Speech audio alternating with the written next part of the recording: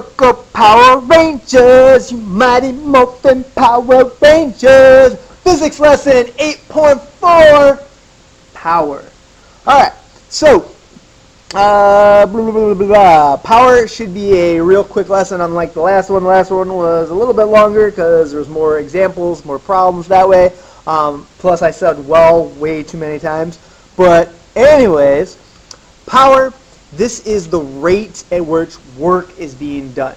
So work divided by time. It's measured in watts, or it can be measured in horsepower. And 1 horsepower equals 746 watts.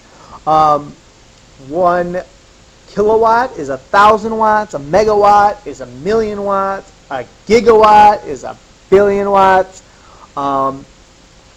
Yeah, that is great. Alright, let's do quick practice problems here. So we have Superman lifts a 2,000 kilogram car up 3 meters in 0.4 seconds. How much power was used? So first thing we got to do is figure out how much work we have. So work is change in total energy. We discussed this prior. So initially our car had no energy. It was sitting on the ground. Now it has energy.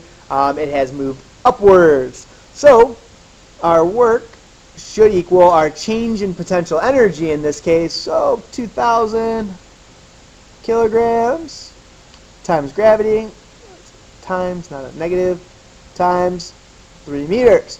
So we should have work is 60,000 joules. Excellent. Alright, so that's the amount of work we do. And we want to know power. Power is work over time. So divided by time, 0.4 seconds, we should end up with work equaling 153,000 watts. Or 150, I'm sorry. Woo, I'm off today. I apologize. Had a little bit too much Diet Coke, messing with my brain. My simple math skills are going out of whack. 150,000 or 150 kilowatts. Smiley face. Alright, so let's try another one. Let's say we have a light bulb. It has 60 watts. So watts is a measure of power. So 60 watts equals the amount of work over time. And I know what you're thinking. I know what you're thinking. It says it wants to know how much energy, Mr. H, not work.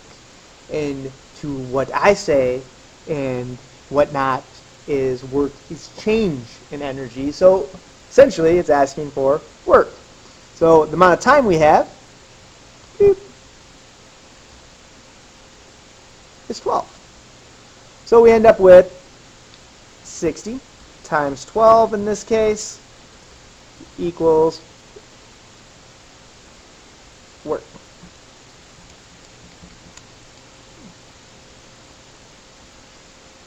Or 720 joules.